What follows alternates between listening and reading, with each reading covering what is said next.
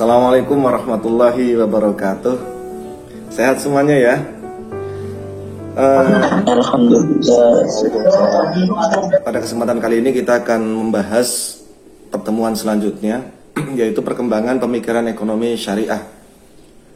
Sebagaimana kita ketahui, di dalam setiap sistem ekonomi atau setiap nilai-nilai ekonomi itu mengalami perkembangan pemikiran dari yang paling sederhana, kemudian sampai ke yang paling rinci, sampai pada praktek, kemudian teknis, kemudian melibatkan hal-hal yang lain seperti misalnya teknologi, dan kemudian melibatkan sedemikian banyak pihak-pihak lain seperti pemerintah, kemudian melibatkan lembaga-lembaga swasta, menumbuhkan lembaga swasta dan kreativitas manusia pada level yang paling dasar sekali.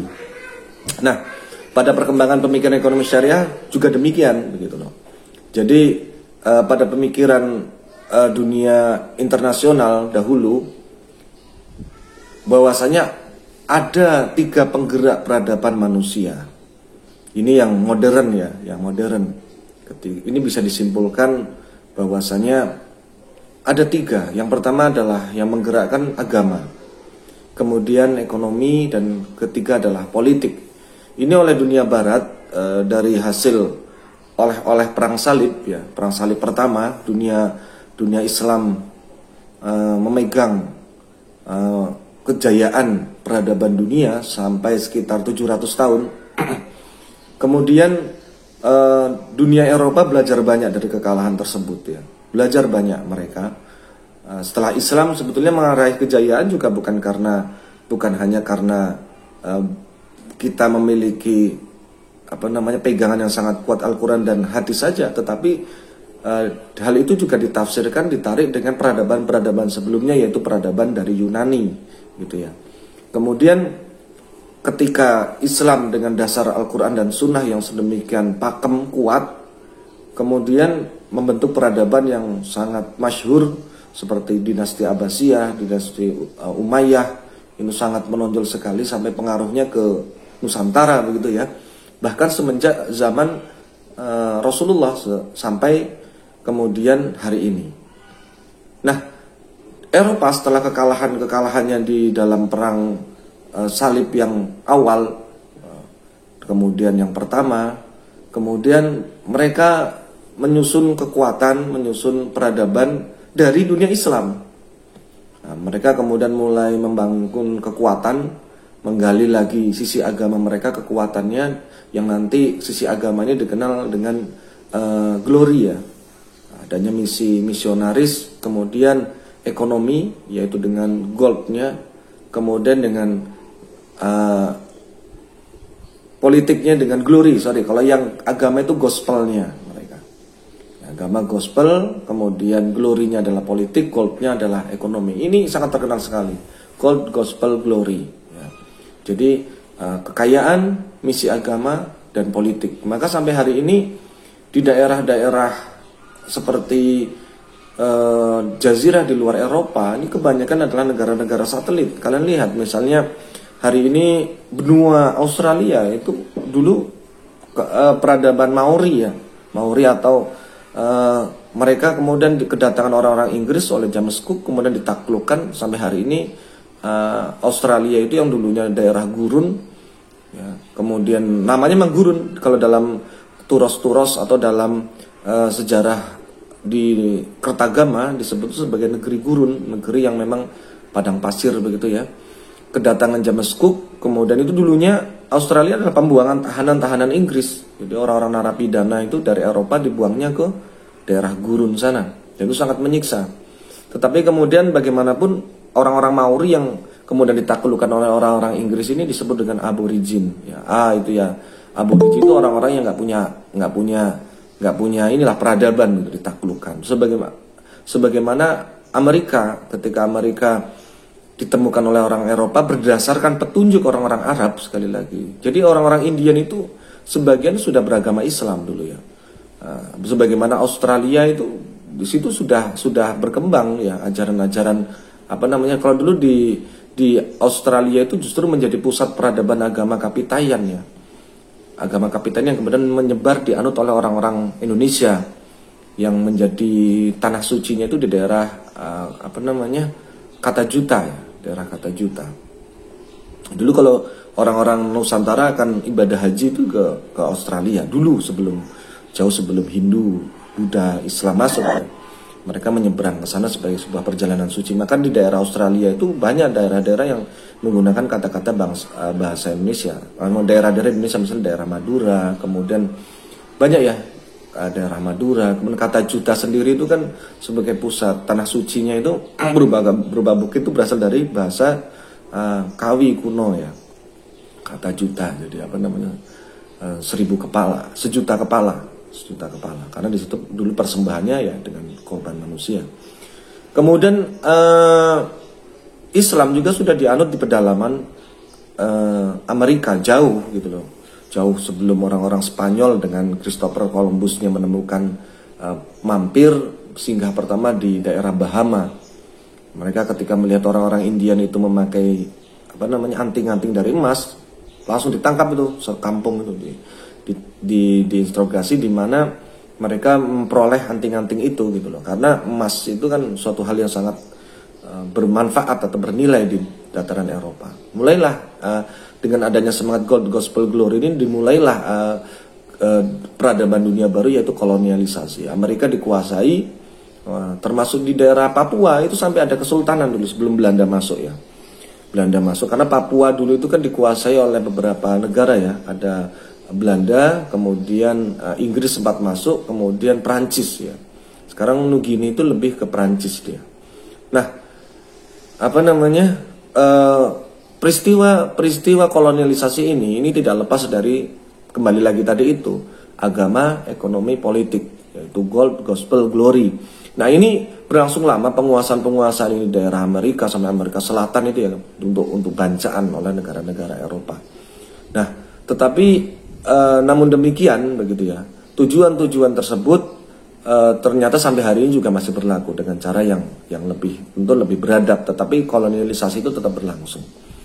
Nah, Islam sendiri ketika disebarkan tidak dengan niat untuk mengkoloni daerah-daerah yang penganutnya seperti dulu Kesultanan Banten, Kesultanan Demak, Kempajang, kemudian Kesultanan di daerah Papua itu Raja Ampat ya, di situ sudah ada kerajaan. Kemudian Bone, Ternate, Tidore, Pasai, kemudian di daerah Palembang, ex Sriwijaya, itu mereka tetap negara-negara mandiri begitu loh. Pada Kesultanan Abbasiyah, dinasti Abbasiyah, Fatimiyah, dinasti Umayyah, mereka tetap mandiri.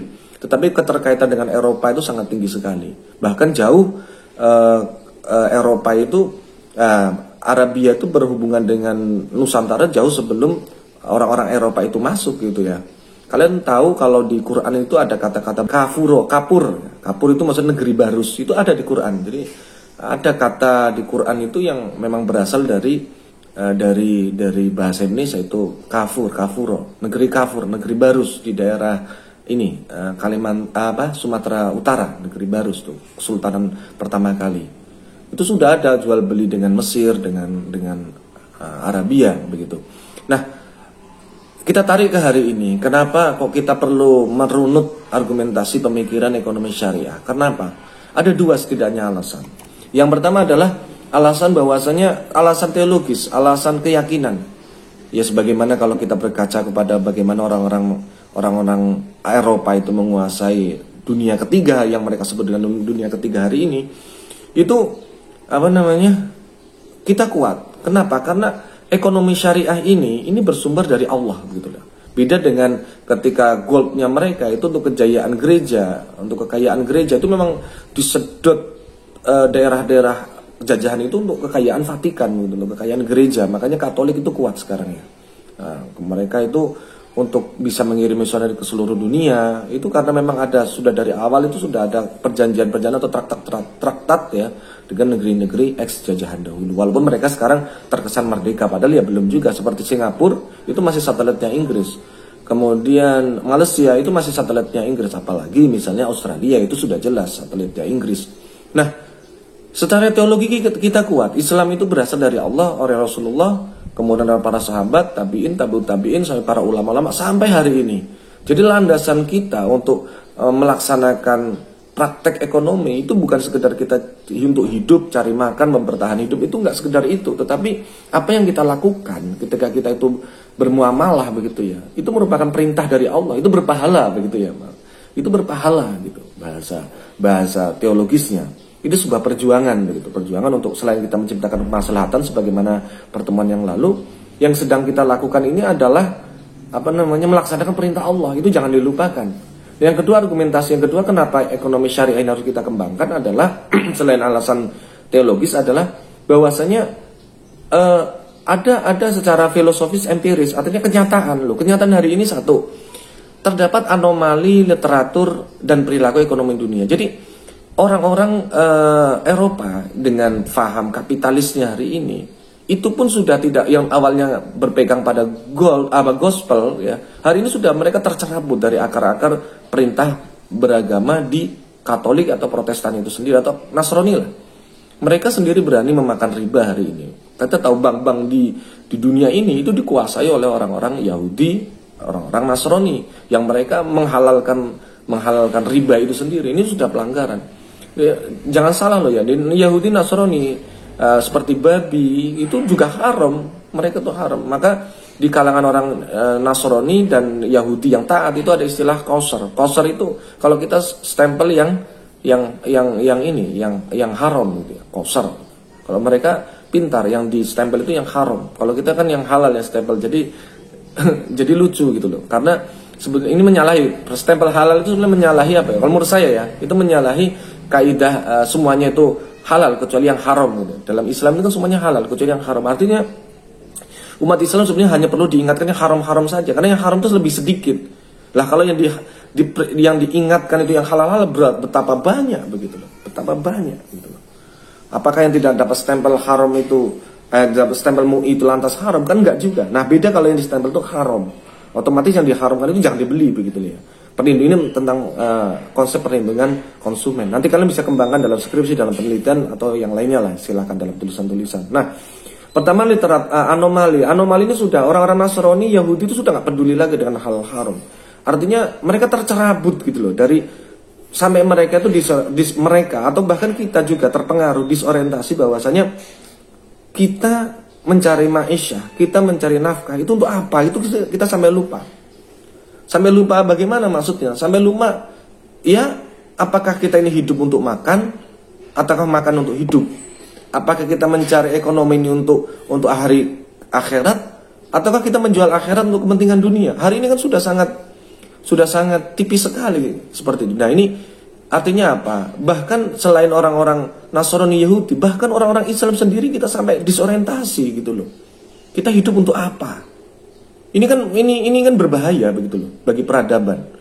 Sampai suatu bangsa tidak tahu untuk apa mereka hidup dan untuk apa mereka itu diciptakan di alam dunia ini. Jadi petaka tentu nanti seiring dengan waktu akan menjadi sebuah petaka.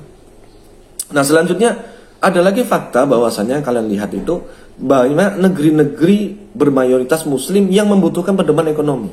Jadi banyak sekali, baik yang memang sudah given dari dulu seperti daerah Arabia, ada yang sebaran generasi awal seperti daerah Asia, sampai yang gerakan yang ketiga, Islamisasi sekarang hari ini terjadi di daerah Eropa dan Amerika.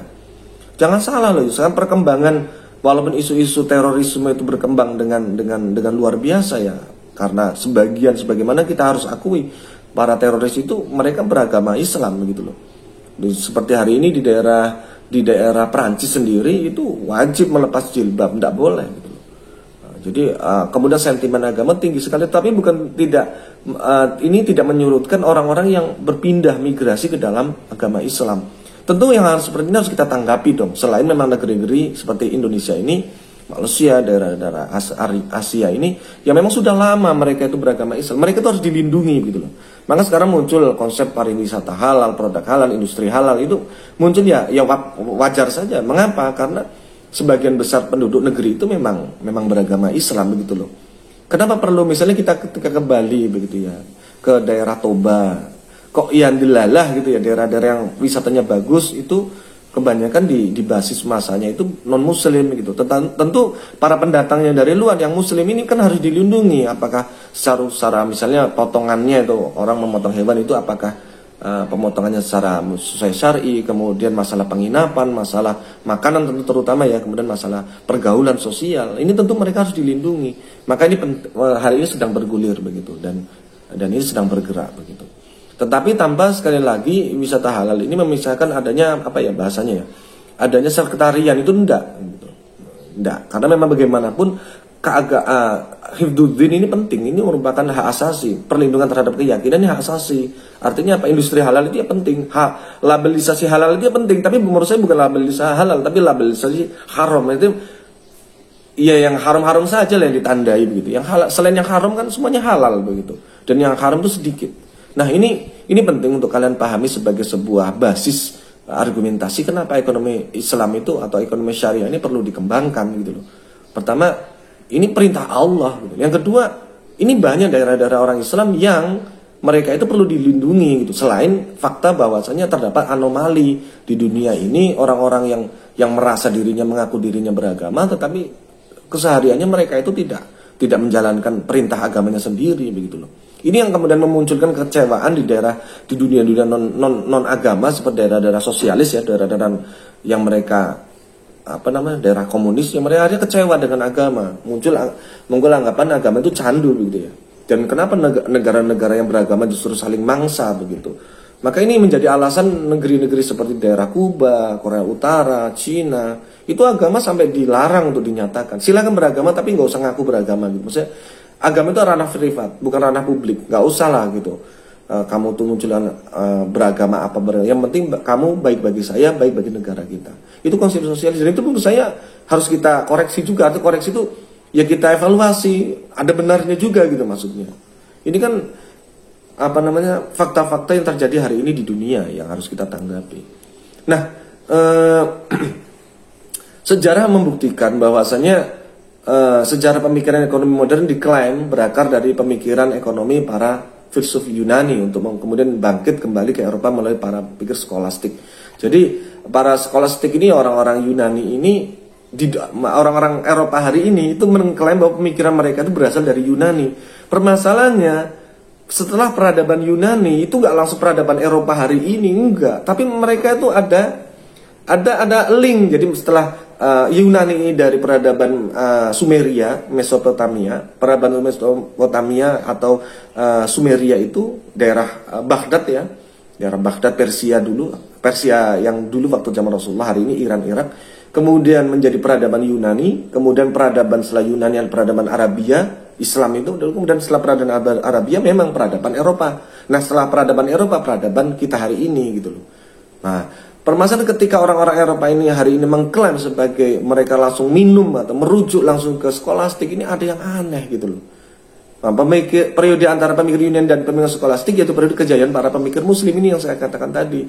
Nah permasalahannya periode antara Yunani dengan Eropa hari ini yang mereka klaim itu ya, ini kan ada mislingnya. Misling itu loh, kenapa tiba-tiba kok Aristoteles kok langsung ke Adam Smith?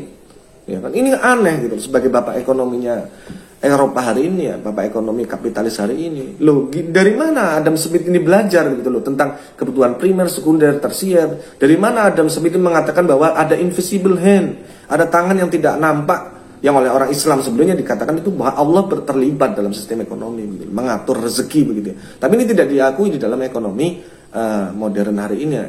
Jadi ada blank centuries. Jadi ada masa gelap gitu ya. Ada titik hitam yang orang Eropa enggan untuk mengakuinya.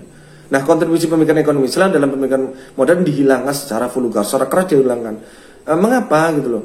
Ya karena orang ekonomi Islam itu nyatu dengan ajaran Islam. Jadi kalau mau tidak mau, kalau kita mau menerima pemikiran Islam, Islamnya juga harus kita terima juga mau tidak mau gitu loh. Akhirnya daripada gara-gara ekonomi kita jadi agama Islam dan ini berbahaya bagi gereja, bagi Vatikan, mending nggak usah sekalian gitu loh.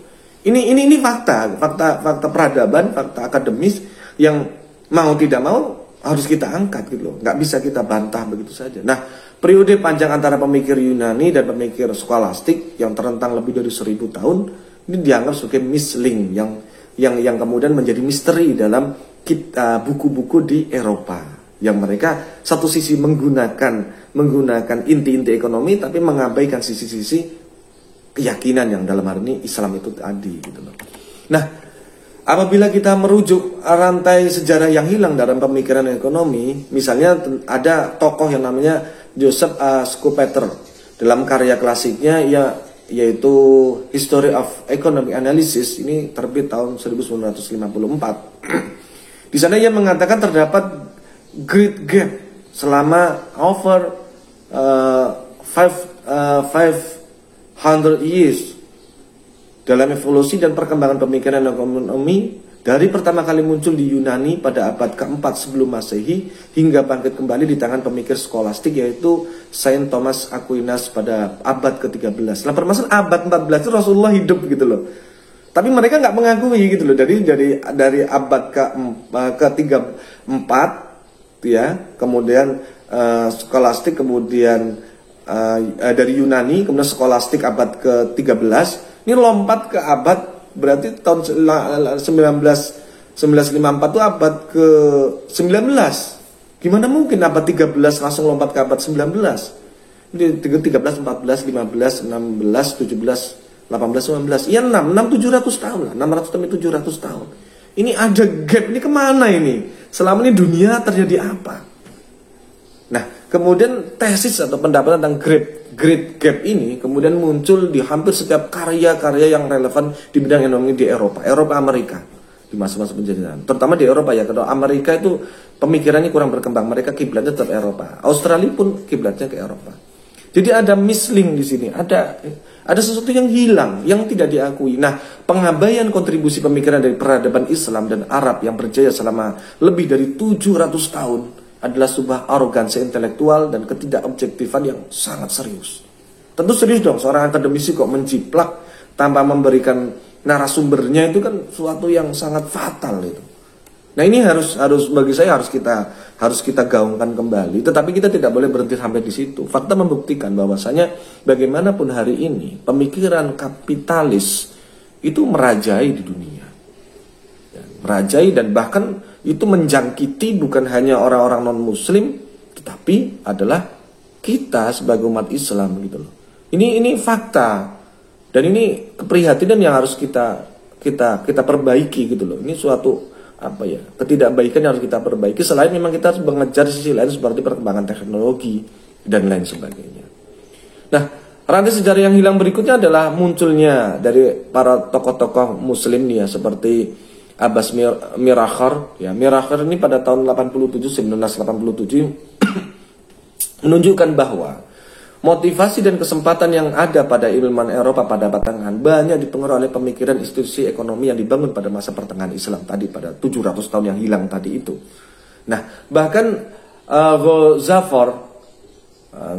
Ghazanfar ini pada tahun 2000 ini secara tegas dia menunjukkan kesamaan dan kemiripan antara pemikiran dua ekonomi besar pada abad pertengahan yang terpisah 200 tahun, yaitu pemikiran Abu Hamid Al-Ghazali dengan pemikiran Latin Saint Thomas Aquinas. Jadi Saint Thomas Aquinas ini belajar ke siapa dia? Setelah perang Salib II ya. Perang Salib II. Nah, ilmuwan barat pun mengakui hal ini. Bahkan secara eksplisit menyimpulkan bahwa Aquinas sangat menyandarkan diri pemikirannya pada pemikiran Al-Ghazali.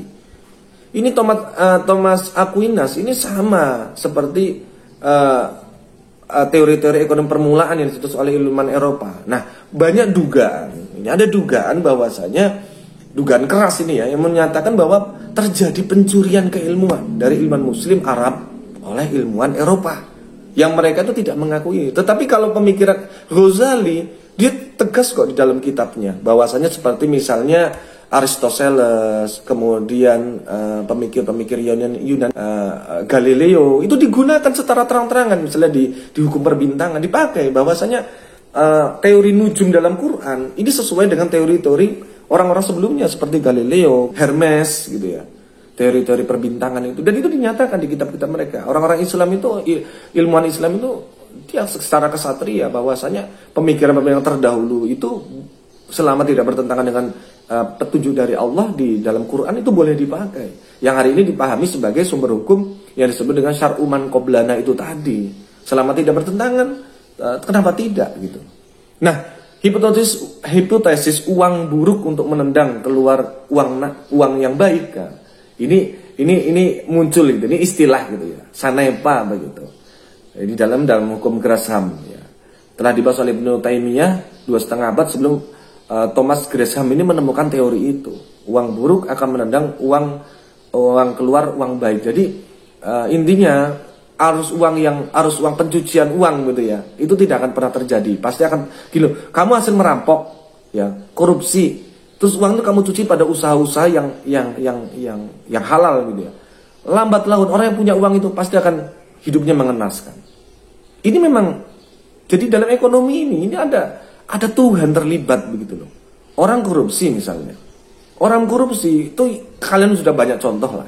Nggak akan pernah Tuhannya itu akan berakhir dengan baik. Nah, tapi uang yang terlanjur sudah pada sektor-sektor halal tadi itu akan mengalir kembali terdistribusi kepada orang-orang di luar dia.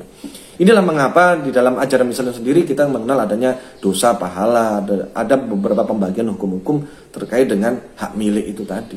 Nah, misalnya lagi ide spesialisasi kerja atau division of labor. Ini telah dibahas oleh Imam Ghazali dengan menggunakan contoh pabrik jarum. Analog dengan dengan Adam Smith ya. Ini analogi ini digunakan oleh Adam Smith teori division of labor yang kemudian menggunakan contoh pabrik peniti hampir 600 tahun kemudian. Nah, Adam Smith ini juga gitu. Jadi banyak sekali penemuan barat yang mungkin kalian baca ketika SD dulu ya di perpustakaan, seperti misalnya gini. Thomas Alva Edison itu dia berguru ke siapa kok sampai bisa menemukan listrik dan lampu? Menemukan listrik saja sudah nggak ada kan. Coba kamu gali bukunya, nggak ada bukunya Thomas Alva Edison. Tiba-tiba dia menemukan lampu begitu saja. Lah, listrik yang menemukan siapa? Graham Bell tiba-tiba bisa menemukan telepon. Dari mana dia menemukan listrik? Dari mana dia bisa menemukan kabel tembaga bisa mengalirkan suara? James Watt dengan mesin uapnya. Dari mana mereka? Nah, inilah fakta ini yang mereka tutupi adalah ketika orang-orang pada perang salib itu kemudian mereka menginvasi dinasti pada waktu itu peradaban ini Sungai Indus peradaban Baghdad ya. Baghdad pada waktu itu sebagai pusat peradaban dunia. Perancis ini kan menyatakan, oke, aku akan terlibat dalam perang salibnya Vatikan. Tapi aku ada syarat. Saya ikut mensetor pasukan, setor logistik. Cuma saya tidak akan minta harta. Saya tidak akan minta rampasan perang, baik dari manusia ini sebagai budak maupun harta emas orang-orang Arab itu. Cuma saya minta tolong isi perpustakaan mereka itu hak kami penuhnya.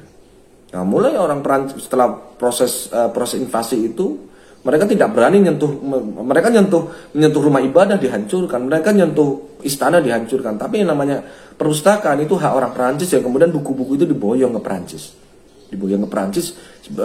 Buku-buku tentang agama itu dibuang ke sungai Tigris dan sungai Efrat itu ya, sampai dikatakan bahwa sungai Tigris itu berwarna hitam, sungai Efrat itu berwarna hitam, ya berwarna hitam karena tinta gitu ya. Kemudian bahkan katanya kuda itu bisa lewat di atas itu, saking banyaknya buku yang dibuang. Selain ngayat manusia, itu bisa kuda melewat. Bayangkan sungai itu kan lebar seperti sungai Kapuas itu ya, itu bisa diisi buku, ketebalannya berapa sampai bisa diinjak oleh kuda.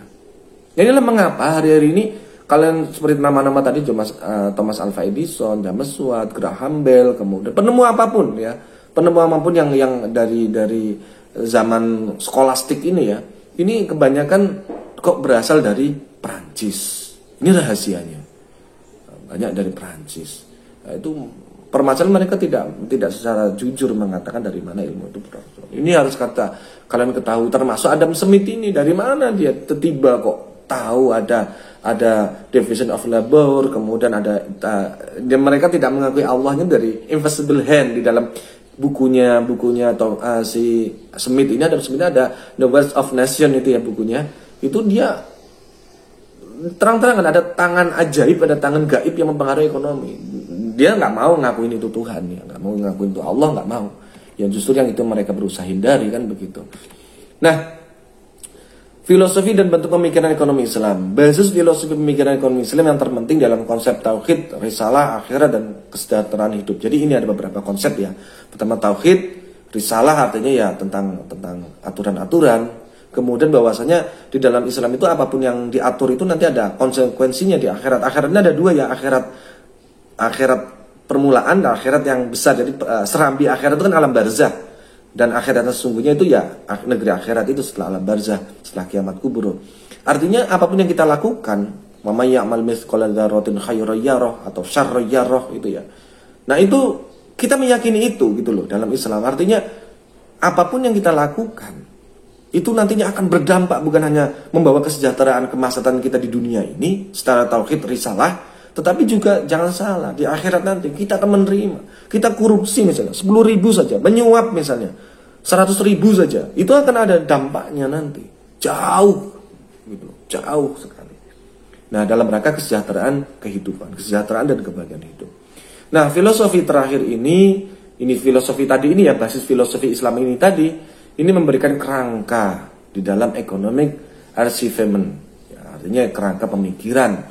Sedangkan filosofi 1.3 mensyaratkan bahwa seluruh aktivitas ekonomi harus sejalan dengan nilai dan norma Islam yang terdapat dalam filosofi yang kedua, yaitu risalah tadi. Nah, setidaknya terdapat 3 kategori analisa ekonomi dalam tradisi Islam. Yang pertama adalah norma dan nilai-nilai ideal ekonomi, yang ini kemudian disebut dengan ekonomi syariah nanti ya. Kemudian kedua adalah aspek legal dan evaluasi isu-isu ekonomi. Nah, ini nanti maksudnya yang disebut dengan ekonomi Islam. Kalau yang awal tadi ekonomi syariah. Kalau norma itu ekonomi syariah. Kalau ekonomi Islam itu kaitannya dengan hukum, dengan format, dengan normatif, dengan yang apa? Ya normatif, hukum, terkait dengan hukum. Maka kamu jangan bingung kalau ekonomi beda, ekonomi syariah dan Islam itu apa sih? Syariah itu biasanya terkait dengan norma, nilai begitu. Tapi kalau yang ekonomi Islam itu sudah terkait dengan legalitas, dengan normatif, hal yang sifatnya sudah menjadi hukum gitu ya. Dan yang terakhir ada analisa dan aplikasi historis, artinya ya inilah seperti yang kita lakukan adalah pembahasan terkait dengan ekonomi itu sendiri, diskusi-diskusi, kuliah, kemudian ya majelis-majelis ilmiah. Nah, setidaknya terdapat 5 bentuk pemikiran ekonomi Islam. Yang pertama adalah pembahasan hal-hal ekonomi dalam disiplin ilmu tafsir. Yang kedua, pembahasan isu-isu ekonomi dalam disiplin ilmu fikih. Yang ketiga, pemikiran ekonomi dalam konteks sistem etika Islam untuk pembangunan. Yang keempat, pemikiran ilmuwan Islam tentang ekonomi sebagai respon dari kebutuhan dalam pembuatan kebijakan publik. Dan yang kelima, analisa objektif dari perekonomian yang nyata. Ini 5 ini kalau kalian bicara ekonomi syariah, ekonomi Islam, pembahasan pasti 5 ini. Jadi dari beberapa dimensi sudut pandang begitu ya. Yang tafsir berarti masih berkutat tentang dalil-dalil itu gimana, konteks yang dulu, konteks sekarang, konteks yang akan datang. Nah, kalau fikih itu nggak jauh berbeda. Hukumnya misalnya F-tube, hukumnya misalnya TikTok Cash, hukumnya MLM, kemudian hukumnya misalnya uang virtual seperti Bitcoin. Nah, ini penting ya, ini penting untuk dipahami. Berikutnya adalah fase-fase pemikiran ekonomi Islam. Ini fase yang umum. Ini fase yang umum ya. Artinya hari ini pun fase dari sudut pandang apa gitu ya. Ada yang mengatakan kalau dari sudut pandang pelakunya, para pemikirnya fasenya ini gitu. Ada 5-7 fase. Kalau fasenya dari lembaga yang muncul itu ada sekian fase. Ada lagi versinya. Ada lagi versinya lagi kalau ekonomi Islam dilihat dari fase perkembangan kurun atau tahunnya. Nah, itu nanti beda lagi. Berarti ini. Jadi ini sekali lagi belum ada yang paten atau belum ada yang paten ya, saya mengatakannya. Tapi belum ada, ini tidak bisa dilihat dari bahwasanya pemikiran ekonomi Islam itu hanya sekian periode. Itu nggak bisa. Mau dilihat dari sudut pandang mana? Dari sudut pandang pegiatnya atau akademisinya beda nanti dengan kalau sejarah pemikiran dilihat dari kurun waktu per tahunnya begitu ya, itu beda. Atau dilihat dari geografisnya, pemikiran ini beda lagi. Hari ini yang jadi pusat pemikiran ekonomi Islam itu nggak bisa dibantah. Dari mana itu? Dari Pakistan. Hari ini yang abad ini ya, akhir 2000 sampai sekarang 2020 itu masih pemikiran Pakistan itu masih menjadi imam bagi pemikiran ekonomi di dunia ini. Ya. Nah, sejarah pemikiran ekonomi Islam nggak bisa dibantah. Yang pertama kali berakar dari Al-Quran dan Sunnah. Jadi kapan sejarah pemikiran ekonomi Islam itu muncul? Ya mau tidak mau kita harus akui, dan itu tidak akan pernah dibantah dari sudut pandang versi manapun, bahwasanya zaman Rasulullah lah, zaman Nabi Muhammad, ya, bahwa pemikiran Islam ini muncul untuk pertama kali. Ya. Keduanya mengandung Al-Quran dan Sunnah ini mengandung sejumlah aturan prinsip dasar ekonomi yang dapat diterapkan pada berbagai kondisi. Dengan demikian, pada kehadiran yang pertama, pemikiran ekonomi Islam adalah orisinil atau asli atau murni, tidak dipengaruhi oleh pemikiran luar, karena Al-Quran dan Sunnah adalah berkarakter ketuhanan. Nah, zaman Rasulullah dulu itu nggak butuh fikih, nggak butuh tasawuf. Mengapa? Ya karena ada Rasulullah, ada Quran. Nggak cuma ada Quran, ada Rasulullah di situ loh. Mereka bingung, tanya. Kalau mereka ada yang keliru, Rasulullah mengingatkan. Jadi nggak perlu usul fiqh dan sebagainya, nggak perlu belajar ilmu nahwu sorof. Kenapa? Karena mereka sendiri orang-orang Arab gitu loh. Munculnya perbandingan dengan para filosof atau dengan pemikir-pemikir dari luar seperti dari Yunani tadi itu kan muncul setelah zaman tabi'in gitu loh. Bahkan muncul mulai zaman tabi'in. Sahabat pun masih ada sahabat gitu loh. Sahabat itu satu grade-nya, satu tingkat setelah Rasulullah. Nah, meski demikian, pada zaman awal Islam, aplikasi dari aturan-aturan dan prinsip-prinsip ini di dunia nyata berubah dari waktu ke waktu, yang melibatkan interpretasi atau penafsiran dan pemikiran manusia sesuai dengan perubahan tempat dan peradaban. Interpretasi dan pemikiran ilmuwan muslim terhadap Al-Quran dan Sunnah ini kemudian membentuk pemikiran ekonomi dalam tradisi Islam. Nah, setelah Al-Quran hadis inilah muncullah berbagai pemikiran. Rasulullah sudah tidak ada, Al-Quran sudah berhenti wahyunya, ya kan? Maka muncullah nanti metode ijma, metode qiyas. Ini yang disepakati pada seluruh mazhab. Kemudian lagi nanti muncul yang ikhtilaf, yang tidak disepakati oleh setiap mazhab yang dipakai. Ikhtisan, istishab, kemudian ada lagi asyar umang qoblana, qaulu sahabi, dan banyak sebagainya. Cara metodologi penggalian hukum itu atau penggalian pemikiran. Nah, secara umum proses ini ya, ini berjalan kepada periode berikutnya. Nah, fase-fase pemikiran ekonomi Islam berikutnya adalah fase pembentukan. Ini pada tahun 11 sampai 100 Hijriah ya. Yaitu pemikiran awal tentang ekonomi berbasis langsung dari Al-Quran dan Sunnah. Ya, sampai 100 tahun lah. 100 tahun itu kan 100 tahun kalau usia orang itu 80 tahunan atau 70 tahunan, ya ini dua periode, dua generasi ini ya. Berarti ini generasi sahabat baru.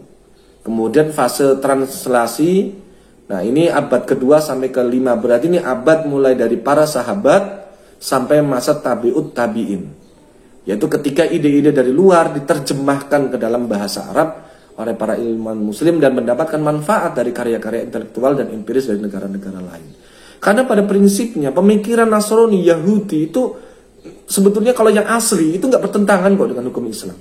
Yang bertentangan kan setelah karena kepentingan politik diwarnai secara teologi ya, diwarnai yang tadinya Yesus itu nabi menjadi Tuhan begitu ya. Kemudian ketika orang-orang Yahudi ini tidak tegas menyebut siapa Tuhannya, Yahweh itu, mereka Yahweh Tuhannya orang Yahudi ini ciri-cirinya nggak jelas gitu loh. Tuhan itu siapa? Mereka yakin, mereka ini orang Yahudi kan hari ini yakin terhadap keyakinannya mereka sendiri gitu loh. Maksudnya yakin terhadap konsep agama yang ada di otak mereka, tidak berdasarkan Taurat itu sendiri. Karena Taurat dan Injil memang sudah mengalami perubahan karena proses politik. Nah, ide-ide ini kemudian orang-orang Islam ini pada waktu itu, pada abad kedua sampai 5 ini nggak malu menyerap dari pemikiran orang-orang Yahudi, menyerap dari pemikiran orang Nasrani, terutama menyerap dari pemikiran orang-orang Yunani. Ya. Kemudian fase retranslasi dan transmisi mulai abad 6 sampai abad 9 Hijriah. Yaitu ketika pemikiran Yunani dan Muslim Arab masuk ke Eropa mulai penterjemahan dari jalur-jalur kontak lain. Ini kontak-kontak lainnya masih dari hasil invasi dari Perang Salib itu masuk. Nah, dari abad ke-15 mulailah dunia digemparkan dengan gold gospel glory. Datanglah awal orang Spanyol ya ke Nusantara. Datanglah orang Spanyol, pertama Spanyol yang menjadi ujung tombak karena mereka pelaut yang handal ya. Di Eropa paling bagus pelautnya Spanyol. Spanyol datang ke Indonesia, Portugis disusul Portugis, Spanyol datang ke Amerika si siapa namanya Amerigo Vespucci itu ya, itu disebut dengan benua Eropa, benua Amerika, Amerigo Vespucci, orang-orang si ini apa namanya orang Spanyol. Kemudian si siapa namanya James Cook, orang Inggris, setelah dari Indonesia labas dia di Indonesia sudah dikuasai oleh Portugis waktu itu, dia labas ke Papua, labas ke Australia. James Cook itu di situ dia ketemu orang Maori, dijajah, dipanggil dengan sebutan aborigin, orang yang nggak beradab. Makanya kamu kalau menyebut orang Australia itu jangan orang aborigin. Aborigin itu kan orang yang tidak beradab artinya. Sebagaimana kita dulu menyebut Irian itu kan dari bahasa Arab, Urian, orang telanjang. Makanya oleh Presiden Abdul Rahman Wahid diganti dengan sebutan Papua, gitu ya, negeri Papua. Jadi itu bangsa Papua. Nah itu kemudian di Amerika juga Indian itu kan sebenarnya bukan suku Indian itu. Indian itu mereka itu orang-orang Amerigo Vespucci itu dulu tujuannya menjajah ke Asia tapi nyasar ke Amerika. Maka disebut dengan Indian, orang-orang India. Sama seperti orang Indonesia kan Hindia Belanda, dipikirnya orang India, orang negeri India. Nah, dari mana pertanyaannya dari mana orang-orang Eropa ini nemu Asia, Australia, Amerika dari mana? Ya setelah mereka mungkin menindas bangsa Arab, diintegrasi, suruh tunjukkan ke negeri yang jauh. Karena nggak mungkin di daerah Arab itu kok bisa nemu rempah seperti cengkeh, kemudian karet itu. Pasti ada negeri ketiga, ini ada surga di balik itu. Benar ternyata. Nah inilah, ini beberapa catatan. Kemudian kontribusi ekonomi Islam setelah sebelum pra Eropa zaman skolastik ya, di dunia Islam yang setelah mereka timbun dengan debu-debu perang salib itu, sebenarnya sudah banyak sekali pemikiran tentang ekonomi Islam, banyak sekali. Bahkan banyak yang sudah selesai begitu loh, tinggal dikembangkan. Ya, banyak yang sudah selesai. Seperti matematika itu sudah selesai di dunia Muslim sebetulnya. Sampai algoritma ya. Al-Khwarizmi itu ya yang menemukan algoritma itu kan dari sumbangan dunia Islam, Al-Jabiri dan sebagainya. Udah selesai, hanya mengembangkan menjadi bentuk komputer begitu saja ya hari ini. Binari itu yang akhirnya dari binari muncul bahasa-bahasa program seperti hari ini. Yang paling tua kan bahasa algoritma itu, bahasa komputer algoritma. Nah, pernyataan pertama yang secara eksplisit, secara tegas menggambarkan mekanisme pasar datang dari Imam Syafi'i, dari dedengkot pemikir Islam pada abad ke-7 ya, yang pada tahun 767 sampai 820 yang menyatakan nilai barang berubah setiap waktu ketika terjadi perubahan harga. Nilai barang sekali lagi itu berubah seiring perubahan harga, terkait kenaikan dan penurunan keinginan orang untuk mendapatkan barang atau permintaan dan tergantung pada apakah barang tersedia dalam jumlah banyak atau jumlah sedikit penawaran. Jadi teori penawaran, teori permintaan itu yang menciptakan Imam Ghazali. Gini loh, teori permintaan, kalau barang itu banyak, harga pasti murah, nilainya nggak berharga. Kalau barangnya langka, harga pasti naik. Kalau harganya banyak, barang jadi turun, barangnya langka, harga jadi naik. Teori permintaan ini Imam Ghazali yang menyatakan di dalam kitabnya. Nah, ini perlu kita kalian angkat lagi ya. Jangan ini menurut Adam Smith, ini menurut Kotler, ini menurut siapa? Kalian gali lagi itu di kitab-kitab itu. Maka kalian mahasiswa IAIN itu memang wajib bisa membaca kitab. Enggak cuma sekedar seperti program hari ini kan BTA membaca Al-Quran dengan baik dan benar ya. Itu pun banyak yang masih belum serius menanggapinya. Dulu awal-awal BTA itu demo kalian itu mahasiswa.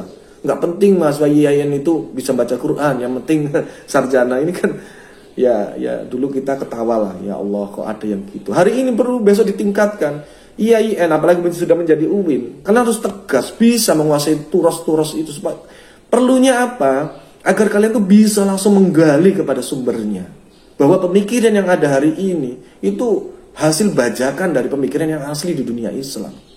Kalau memang ada yang asli, kenapa yang bajakan gitu loh.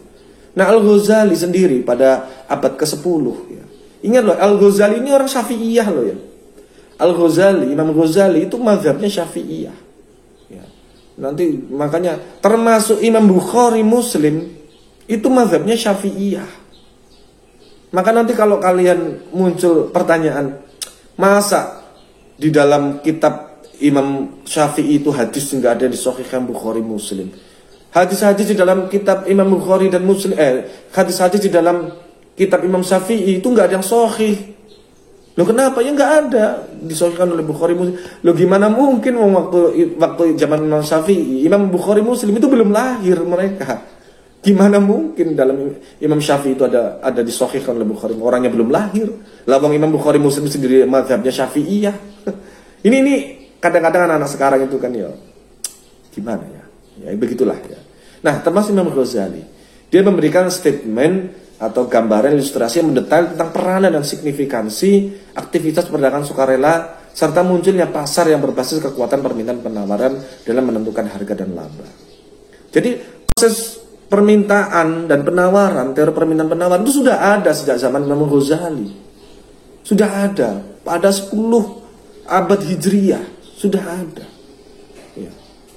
Sudah ada pada abad ke-10. Kemudian Ibnu Taimiyah pada abad ke-12 setelah Ghazali, dia menyatakan bahwasanya naik dan turunnya harga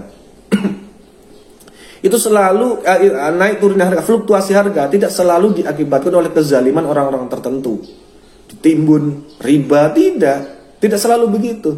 Terkadang, sekali lagi terkadang loh ya, terkadang hal tersebut disebabkan oleh kekurangan produksi atau penurunan impor barang-barang yang diminta. Oleh karena itu, jika keinginan terhadap barang meningkat sedangkan ketersediaannya menurun, harga barang meningkat. Di sisi lain apabila tersedia barang meningkat dan keinginan terhadap barang menurun, harga akan menurun. Jadi fluktuasi harga ini tidak semata-mata karena riba, karena iktinas, atau karena ghoror, karena zalim, tidak. Kadang-kadang memang produksi lagi turun, gimana? Ya harga naik dong. Kadang-kadang juga karena apa ya?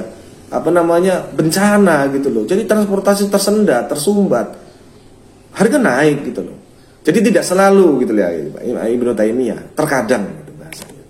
Nah, Imam Ghazali sendiri misalnya dalam teori produksi dan distribusi, ini teori aslinya ya, sebelum dimodifikasi oleh orang-orang Eropa. Al-Ghazali itu membagi aktivitas produksi ke dalam 3 kelompok, yaitu industri besar, yaitu makanan, pakaian, perumahan, aktivitas negara. Ini yang disebut dengan hari ini yang disebut dengan sembako gitu ya, sembako atau doruriyat, kebutuhan doruriyat yang mendasar. Kemudian aktivitas penyokong industri dasar seperti industri besi, kemudian kesehatan, kemudian dan sebagainya ya. Ini industri kesehatan artinya obat gitu ya. Kemudian yang ketiga adalah aktivitas komplementer yang terkait dengan industri dasar seperti menggiling, memasak. Ini yang sifatnya assembling atau dia membentuk ya. Beliau memandang bahwa produksi barang-barang kebutuhan dasar merupakan kewajiban sosial atau fardul kifayah, di mana masyarakat pemerintah dituntut untuk memenuhinya. Artinya banyak, ada kebutuhan yang fardu ain, ada kebutuhan yang kifayah. Seperti tadi yang doruriyat yang harus dinikmati oleh seluruh warga, ada yang hajiat, ada yang takseniyah. Hajiat inilah yang kifayah, hajiat ini yang kifayah. Rumah sakit, sekolah, apalagi coba? Ya, rumah sakit, sekolah, kemudian pertahanan. Pertahanan ini kifayah ini, tanggung jawab di satu kecamatan harus ada polsek, koramil, ini harus ada. Kalau nggak ada bahaya ini ya. Ini kok fardu kifayah ini. Nah, Al-Ghazali juga mengidentifikasi keterkaitan antar sektor dengan contoh produksi roti yang berbahan dasar tepung gandum, dan saling tergantung antara sektor dengan contoh alat produksi pertanian dihasilkan oleh pandai besi. Jadi gini loh, artinya apa? Yang kifayah dengan yang fardu ini terkait, ya, backward and forward linkage. Jadi industri besi ini terpengaruh dengan industri gandum kayak kita lah sekarang. Industri traktor dengan produksi padi ini terkait, pupuk ini terkait. Ya. Jangan kalian pikir bahwasanya padi ini hanya masalah musim. Kalau nggak ada padi, berarti dimainkan oleh tengkulak. Nggak tentu gitu loh. Nggak tentu. Terkadang juga ya memang itu tadi, pupuknya langka, terpengaruhlah gabah. Alat produksinya orang masih pakai cangkul, dengan orang masih sudah pakai traktor, beda nanti. Ya, dengan traktor nggak setengah hari selesai kok pekerjaan berapa sawah itu ya. Berapa luasnya sawah. Nah, dengan cangkul itu bisa seminggu mungkin baru bisa satu kotak begitu ya. Nah, belum lagi kalau hujan, kemudian persediaan air menipis nggak bisa dicangkul. Nah, ini hal yang harus kita perhatikan. Ini pemikiran yang sangat masih pure sekali. Kemudian produksi dan distribusi. Ibnu Khaldun pada abad ke-13 sampai abad 14 menekankan pentingnya organisasi produksi melalui kerjasama sosial dalam bentuk spesialisasi tenaga kerja. Karena seorang individu tidak akan mampu memenuhi kebutuhan hidupnya sendiri. Hanya melalui spesialisasi dan pengulangan operasi-operasi sederhanalah maka pekerja akan menjadi terampil dan dapat memproduksi barang dan jasa yang bermutu baik dengan kecepatan yang tinggi. Ibnu Khaldun mementingkan pentingnya industrialisasi, proses penggunaan alat-alat kerja, proses pengorganisasian pekerjaan. Jadi bapak organisasi di dalam Islam itu Ibnu Khaldun. Ibnu Khaldun bahkan orang-orang Pakistan, akademisi Pakistan ini menganggap Ibnu Khaldun ini adalah bapak ekonomi. Bapak ekonomi, karena beliau itu yang mengatur organisasi industri, organisasi ekonomi, kemudian juga selain pengorganisasian juga mengenai ketersediaan alat kerja. Ide itu dari beliau. Tapi ini debatable, ada yang mengatakan Imam Syafi'i, ada yang mengatakan Ibnu Khaldun, ada lagi yang mengatakan Ibnu Taimiyah, macam-macam. Ya. Tetapi yang paling kuat memang lebih lengkap untuk pembahasan ekonomi ini adalah Ibnu Khaldun ini begitu loh. Nah, Ibnu Khaldun juga membahas mengenai distribusi pendapatan fungsional, di mana distribusi pendapatan terjadi sebagai implikasi dari proses produksi. Ya, artinya distribusi konsumsi itu sangat tergantung dengan hulu, yaitu produksi. Menurut Ibnu Khaldun, harga sebuah produk terdiri dari 3 elemen, yaitu gaji, laba, dan pajak. Iya, nah, sampai hari ini dipakai pemikiran Ibnu Khaldun. Ya, jadi harga itu sudah mencakup harga produksi berapa habisnya, laba yang diinginkan berapa, pajak yang dikenakan pemerintah berapa. Itulah muncul harga. Jadi teori harga itu dimunculkan oleh Ibnu Khaldun. Nah, ini yang hari ini nggak pernah diakui oleh dunia Barat. Ya, nggak pernah diakui. Ya karena Islam itu sendiri berbau Islam. Nah, setiap elemen adalah imbalan untuk setiap produksi kelompok. Setiap elemen adalah imbalan setiap kelompok masyarakat. Gaji adalah imbalan produsen. Laba adalah imbalan pedagang. Dan pajak adalah imbalan birokrasi pemerintah. Paham ya sampai di sini ya? Ya, elemen tadi itu. Gaji itu untuk produsen. Gaji itu kan harga pokok. Itu untuk produsen. Laba di pasar ke masyarakat itu adalah imbalan bagi pedagang. Nah, sedangkan pajak itu imbalan bagi pemerintah karena sudah membantu mengamankan penyelenggaraan ekonomi di suatu lokasi tersebut. Ini makanya pajak itu penting. Kalian sebagai akademisi muslim jangan sekali-sekali ada indikasi, ada niat untuk menghindarkan diri dengan pajak. Ya. Apalagi kalian adalah akademisi, terlalu nanti ya jadi presiden yang tidak baik, orang yang mengerti. Apalagi selain menghindari pajak terlibat di korupsi. Wah, ini ngeri nanti ini, jadi buruk citra seluruh kita umat Islam. Nah, penurunan nilai uang dan inflasi ini pemikiran berikutnya. Imam Syafi'i pada abad ke-7 sampai ke-8 adalah seorang pertama yang membahas dampak buruk dari penurunan nilai uang. Sebagaimana dikutip oleh Imam An-Nawawi. Imam Nawawi ini ulama mazhabnya Syafi'i. Selain Imam Nawawi ada Imam Rafiqi, Imam Romli, ya, kemudian Imam Suhrawardi dan sebagainya. Kemudian Imam Syafi'i melarang para pengusaha untuk mencetak dirham yang tidak murni karena termasuk kategori tindakan menipu atau uang palsu ya, akan merusak nilai uang, merugikan hak orang lain, menyebabkan naiknya harga dan sulitnya mendapatkan pemasukan serta kerusakan-kerusakan lainnya. Artinya apa? Artinya bahwasanya hak untuk mencetak uang ini adalah hak negara. Pengusaha walaupun punya berkilo-kilo emas, nggak bisa dia mencetak uang sendiri, nggak boleh. Nggak boleh, nggak boleh. Karena nanti tidak ada jaminan ketika pengusaha itu mencetak uang sendiri campurannya berapa persen. Ketika sudah tidak murni lagi, otomatis pasar akan goncang. Pasar akan goncang, seluruh negara akan terdampak. Nah, Al-Ghazali pada abad ke-10 sampai abad 11 ini membahas hal ini secara mendalam tentang pemalsuan dan penurunan nilai uang dengan cara mencampurkan, memotong, mengiris logam. Di sini emas ya. Pelaku pemalsuan uang disebut berdosa besar oleh Imam Ghazali. Karena pemalsuan tersebut berimplikasi secara negatif terhadap masyarakat luas. Ini sudah dibahas semuanya. Sejak generasi abad ke-10 ya, abad ke-7, ke-8, 10, 11, 12, 13 selalu ada orang. Nah, next ya, kita abad ke-12. Abad ke-12, kontribusi ekonomi Islam. Di mana terdapat teori penurunan uang dan inflasi, ya. Ibnu Taimiyah ini abad ke-12, berarti generasi setelahnya Imam Ghazali. Setelah Imam Ghazali. Nah, setelah Imam Ghazali, Ibnu Taimiyah ini telah memiliki pemikiran tentang keterkaitan antara kuantitas uang, jumlah uang berarti ya, jumlah uang yang beredar, volume transaksi total, dan tingkat harga. Ada pengaruhnya. Sesuatu yang 600 tahun kemudian dipopulerkan di tangan Irving Fisher dan diklaim oleh Irving Fisher sebagai karya pemikirannya sendiri. Wah, pada abad ke-18. Jadi 12 sampai abad 18, 12, 13, 14, 15, 16, 17, 600 tahun. 600 tahun. Dan dunia ditipu oleh Irving Fisher ini. Dan ini populer kalau di kalian fakultas ekonomi konven, saya dulu masih konven ya Irving Fisher, kemudian yang kita kenal cuma nama-nama itu. Irving Fisher, kemudian Adam Smith, tadi itu yang di atas tadi. Nah, itu nama-nama itu yang kita kenal. Kita nggak pernah kenal bahwasanya Ibnu Taimiyah lah yang memperkenalkan tingkat volume uang yang beredar. Teori uang beredar, quantity theory of money.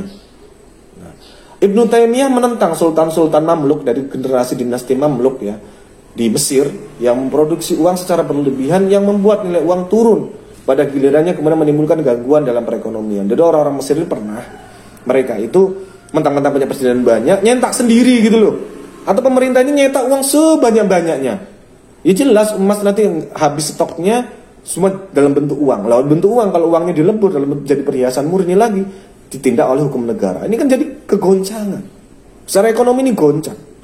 Dan pembahasan yang lebih detail lagi dari pemikir Ibnu Taimiyah ini tentang penurunan nilai uang ini diberikan oleh Al-Maqrizi ya, pada abad ke-13, abad berikutnya, pengikut setelah abad Ibnu Taimiyah ini.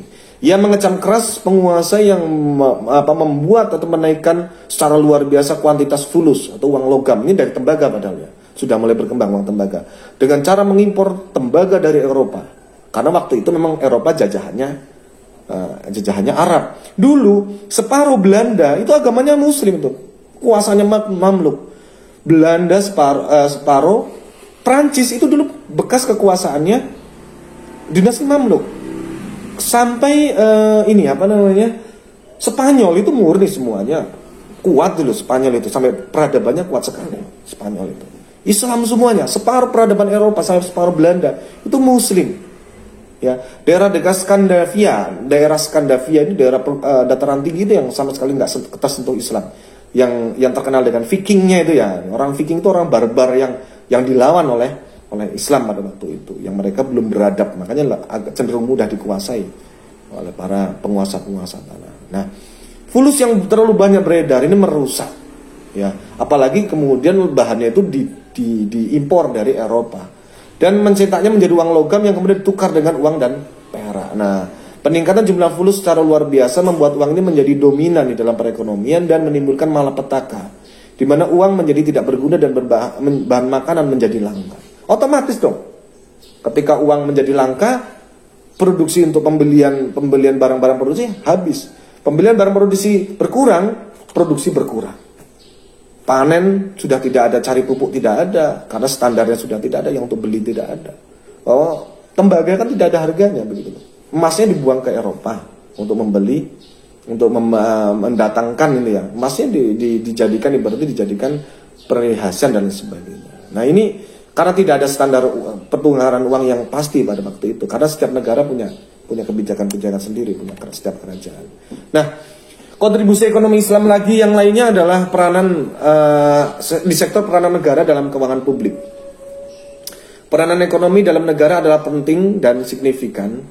Islam memiliki aturan yang luas dan komprehensif tentang peran yang harus dimainkan oleh penguasa.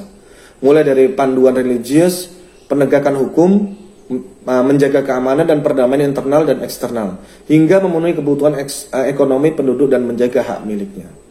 Di sini pada abad ke-7 dulu ada yang namanya ulama, namanya Abu Yusuf, ini sangat terkenal sekali beliau, menyarankan perubahan fixed land and tax atau disebut dengan misahah dan menjadi proportional land tax. Ini teori pajak.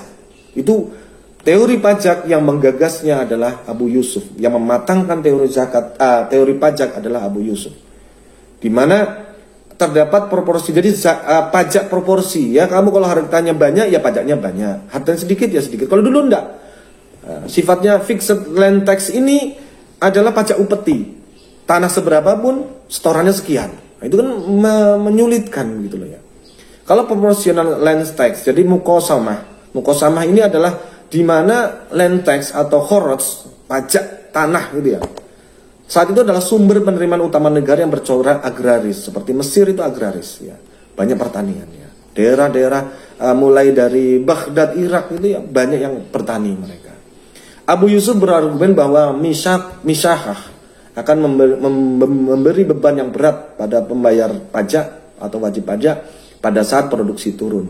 Sebaiknya muqasamah lebih adil bagi kedua belah pihak, baik pada panen yang naik mau turun. Jadi pajak itu dikenakan pada jumlah proporsional. Kalau panennya tinggi ya pajaknya tinggi, panennya rendah pajaknya rendah. Kalau hari kan enggak. Kamu misalnya motor, entah untuk produksi, entah untuk konsumsi, motor untuk ngojek, motor untuk jualan ke pasar, motor untuk koleksi di rumah, itu pajaknya pasti sama. Tidak dilihat nilai produksinya gitu. Kalau hari ini seharusnya orang yang menimbun barang hanya untuk sekedar kolektor begitu, pajaknya harusnya tinggi memang. Yang untuk produksi harusnya direndahkan. Kenapa? Ya karena untuk produksi. Nanti karena dia harus dikenakan dari pajak-pajak yang lainnya. Nah, Abu Yusuf juga menekankan pentingnya penerapan prinsip-prinsip pembayaran yang baik, yaitu tarif pajak disesuaikan dengan kemampuan membayar atau ability to pay. Dan kondisi tanah pemungut pajak harus jujur dan adil. Dan biaya pemungutan tidak boleh melebihi jumlah penerimaan pajak. Jadi nggak ada biaya pungli, itu nggak ada. Biaya administrasi pajak itu enggak ada. Pajak ya pajak gitu loh. Biaya administrasi dari mana? Ya dari pajak yang sudah dibayarkan itulah. Untuk bayar ini itu, pegawainya dan sebagainya. Hari ini kan enggak. Pajak masuk negara, biaya administrasi pajak nanti dari bisa dikenakan dari orang, dari wajib pajak. Belum lagi nanti munculnya retribusi. Retribusi dipalsukan seperti di Kota Purwokerto, kalian lihat setiap jengkal tanah itu diparkiri 2.000, 1.000. Mereka tidak ada setoran ke negara, bukan preman semua karena nggak berizin, walaupun pakai misalnya hem juru parkir itu liar semua. Dan itu pikir kalian liar, liar gitu, sporadis, enggak, itu terkoordinir, itu ada yang mengkoordinir ya. Nah ini kan ini harus menjadi keperhatian kalian, harus kalian kritisi secara terbuka itu ya. Nah, Al-Ghazali pada abad 10 dan 11 juga memiliki pemikiran tentang prinsip-prinsip kepastian, manfaat dan kemampuan membayar dalam perpajakan. Nah, peranan negara dan keuangan publik ada lagi yang disebut dengan tokoh Abu Ya'la Al-Faraw dan Al-Mawardi. Ini Al-Mawardi yang sangat terkenal sekali. Al-Mawardi ini kredibilitasnya, reputasinya hampir menyaingi Abu Yusuf tadi itu. Ya. Termasuk Abu Yusuf dan hampir menyaingi reputasinya Ibnu Khaldun di dalam bab ekonomi. Mereka ini, Al-Mawardi ini adalah cendekiawan muslim pertama yang berbicara tentang pinjaman pemerintah atau public borrowing. Mereka mengizinkan pinjaman publik sebagai alternatif terakhir dan dalam kasus yang sangat spesifik. Jadi boleh minjam ke negara. Nah, ini penting, negara memberikan pinjaman kepada rakyatnya. Berbeda dengan ekonomi modern dalam jangka waktu yang sangat panjang mengabaikan aspek pengeluaran publik atau public expenditure. Islam sangat memperhatikan aspek ini. Aturan pengeluaran untuk humus dan zakat, humus ini 1/10 ya, diatur langsung dalam Al-Quran. Perhatian utama dari cendekiawan muslim seperti Abu Yusuf, Abu Ubaid, dan Al-Ghazali adalah penerimaan untuk kesejahteraan atau amwal al-masalih. Karena penerimaan publik pada hakikatnya ditujukan untuk kesejahteraan bersama dan utilitas publik. Nah, sejarah masih bergeser bahwasanya peranan penting pemegang ekonomi Islam dalam ekonomi modern ini sulit terbantahkan jika kita melihat pengaruh Islam terhadap kebangkitan Eropa. Yang kedua poinnya adalah setidaknya terdapat 7 jalur kontak penting di mana pengaruh Muslim masuk ke Barat, artinya ke Eropa. Pertama, proses penterjemahan, proses pendidikan, proses perdagangan, perang salib, petualangan dan penjelajahan, jalur diplomatik, dan ziarah suci. Karena dulu Palestina itu kan, Palestina, kemudian Baghdad, bahkan Makkah itu dulu kan sendiri pusat ziarah dari bukan cuma hanya Islam saja, tapi orang itu Nabi Ibrahim itu kan juga bapaknya agama Yahudi dan Nasrani gitu ya. Nah, secara meyakinkan kita dapat menempatkan pemikiran ekonomi Islam dalam missing link sejarah pemikiran ekonomi modern. Nah, gambaran yang lebih tepat dan jujur adalah bahwa ekonomi bermula dari ide-ide filosof Yunani kuno untuk kemudian berkembang pesat melalui kontribusi dunia Islam, lalu ditransmisikan ke Barat dan diserap oleh kaum skolastik, lalu berkembang hingga kemudian muncul merkantilisme. Merkantilisme ini proses awal tadi menjadi ide code gospel glory di merkantilisme ini. Dan kemudian fisiokrat dan akhirnya sampai ke Adam Smith, ekonomi klasik, dan sampai hari ini adalah ekonomi modern. Nah, Ibnu Khaldun bapak ekonomi. Ini pendapat orang Pakistan lah ya, dengan pertimbangannya ya. Ibnu Khaldun ini ya. Samuelson dan others menyatakan bahwa Adam Smith is usually considered the founder of the field of macroeconomics. Disatakan di dalam bukunya Adam Smith, dia mengklaim dirinya di dalam bukunya berjudul The Wealth of Nation. Samuelson menyebutkan Adam Smith ini dia mengklaim dirinya sebagai penemu mikroekonomik. Nah, tetapi padahal microeconomics did not even exist in the modern form until 1935 ya. Sampai Keynes mempublikasikan karyanya General Theory of Employment, Interest and Money. Pendapatnya tentu jauh dari kejernihan intelektual, Pak. Karena apa? Karena jauh sebelum ada Smith dan Keynes terdapat begitu banyak pemikiran-pemikiran ekonomi jenius ya, dan orisinil dari para cendekiawan Muslim. Salah satu cendekiawan Muslim yang paling bersinar, paling terang, cemerlang adalah Ibnu Khaldun tentang uang. Ya. Kemudian Spengler, ini gambarnya di bawah itu ya, Spengler. Nah itu menyebutkan pengetahuan ekonomi yang dimiliki Ibnu Khaldun sebagai greatly transcend that present in work of the Greek, bahwa dan kebalikan dari tesis dari Great Gap Skupenter di atas tadi. Ya. Bahwasanya Ibnu Khaldun ini adalah penterjemah dari era Yunani ke era mereka, begitu lah. Disebutkan. Dan dalam karya-karyanya Muqaddimah, kitabnya Ibnu Khaldun ini, yang merupakan buku pertama dari 7 ilmu sejarahnya Ibnu Khaldun, salah satunya adalah kitab Al-Ibar. Ibnu Khaldun mengelaborasi, menjelaskan, mengungkap secara mendalam berbagai teori ekonomi mikro dan makro, sebagai teori produksi, teori nilai, teori distribusi, dan teori siklus, yang dikombinasikan dalam teori ekonomi umum yang koheren atau yang melekat, yang menyatu, yang merupakan kerangka analisis kesejarahannya. Nah, ini Ibnu Khaldun inilah yang hari ini akhirnya ditahbiskan sebagai bapak ekonomi Islam. Ya, bapak ekonomi Islam sekali lagi loh ya. Nanti ekonomi syariah itu ya nilai itu banyak sekali. Tadi yang disebutkan nama-nama tokoh-tokoh itu ya ekonomi syariah semua, bapak ekonomi syariah, founder-fathernya ya. Nah, tapi kalau ilmu ekonomi Islam ya Ibnu Khaldun ini kesepakatan para akademisi. Nah, Ibnu Khaldun menemukan banyak prinsip-prinsip fundamental ekonomi jauh sebelum kelahiran resminya.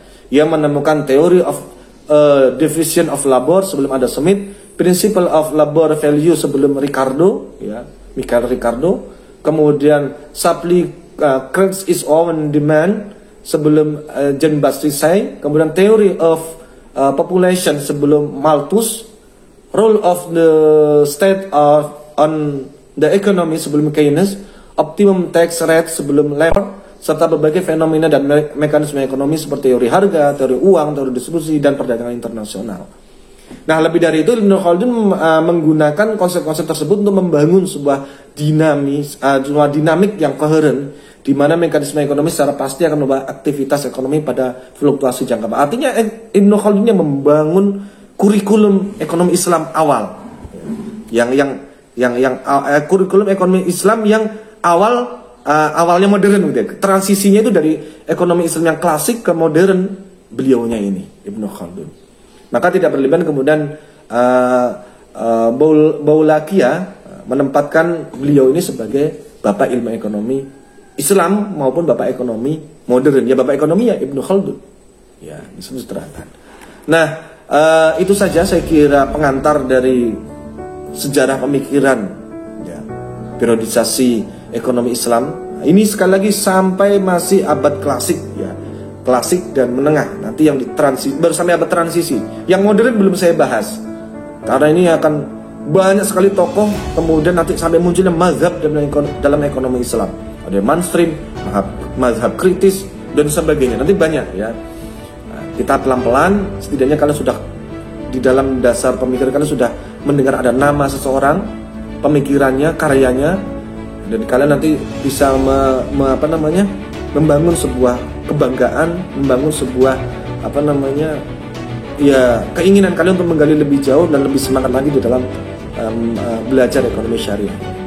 Dan itu saja menurut saya. Nanti silakan apabila ada diskusi dan penugasan nanti bisa kita diskusikan. Terima kasih.